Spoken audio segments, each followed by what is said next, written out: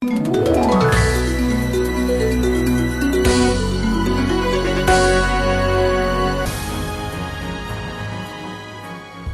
Benar Ibu. Barangkali gini loh Pak, untuk melihat bagaimana para pamong desa ya, ini yang ingin menjadi PNS, barangkali ini memang ada jawabannya tidak semudah itu ya Pak, bisa atau tidak gitu. Ini berkaitan dengan politik dan hukum sesungguhnya.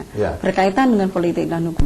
Kalau secara hukum memang yang bisa menjadi PNS adalah sekretaris desa, sedangkan pamong desa PP ini ya, PP 72 undang-undang dan PP ini juga begitu, hanya sekretaris desa. Nah, ini barangkali ini menimbulkan kecemburuan bagi pamong desa yang lainnya.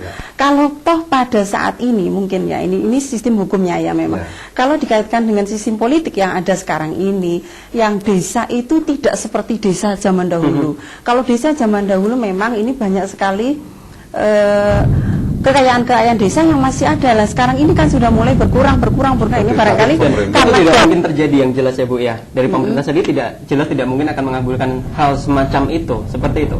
Mengabulkan atau tidak ini mestinya para pengambil keputusan harus hati-hati bersikap memang, karena ini harus diatur dengan perda, sehingga perda ini mestinya harus hati-hati ya dalam membuatnya, harus mendengar apa yang menjadi keluhan.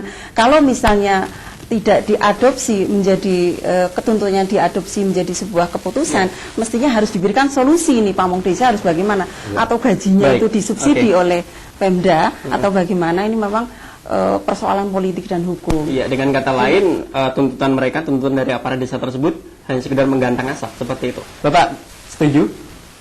Gini Mas, jadi sebenarnya kita coba pahami dengan baik ketika bicara PNS. Maka itu amanat undang-undang. Akhirnya kita datang ke DPR. Jadi tolong ini diikuti dengan baik. Kita datang ke DPR dan DPR sepakat melakukan amandemen Undang-Undang 32. Karena apa? Karena potensi konfliknya sangat besar Mas. Mungkin Ibu juga bisa memberikan informasi bagaimana perangkat desa tidak berpenghasilan. Karena dia ada beberapa desa itu tidak punya bengkok Mas.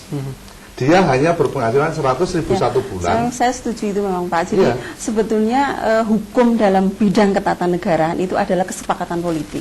Kesepakatan politik ini mestinya tadi para pengambil keputusan ini harus bijaksana. Di samping melihat sisi hukum juga harus melihat sisi yang berkembang di dalam masyarakat itu. Tapi saya tidak setuju Pak apabila pamong praja ini demo kemudian sampai tidak bisa melayani. Pertanyaannya jadi begini Bu, ketika Ibu bicara dalam nuansa hukum dan politik, maka ini yang sedang bicara politiknya. Ketika kemudian hanya beberapa orang terabaikan, apa yang harus dilakukan oleh orang-orang desa? Pertanyaannya akan seperti itu. Kebijakan akan terus jalan. Karena apa? Perda akan disusun berdasarkan PP. PP mengamanatkan bahwa PNS yang diisi oleh PNS hanya sekdes, dan perda akan bicara seperti itu. Sehingga pada akhirnya beberapa waktu lalu dari para Nusantara sendiri menuntut agar Presiden meminta maaf karena statement yang diberikan, dan juga menuntut agar Mendagri untuk turun. Benar seperti itu. Jadi gini Mas, saya coba berikan satu gambaran. Proses kita dari kita berangkat 150, kita berangkat 7.500, terakhir kita berangkat sekitar 20.000. Itu banyak sekali janji-janji menteri yang tidak diselesaikan, tidak dibuktikan.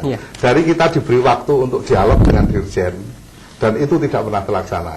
Dari kemudian kita menuntut revisi, minimalnya itu adalah peraturan menteri atau keputusan menteri supaya bisa jadi pegangan teman-teman di daerah. Ternyata hanya surat edaran, dan itu tidak berlaku di beberapa daerah, tidak dijadikan pegangan. Karena apa? Karena ketika mereka memegang surat edaran menjadikan dasar untuk kebijakan, mereka bisa dianggap menjadi satu kesalahan. Baik, kayak kita harus cut sebentar Pak, kita harus komersial break dulu ini. Baik pemirsa, realistiskah ketika aparat desa meminta untuk diizinkan menjadi pengurus parpol? Kami akan kembali setelah komersial break berikut ini.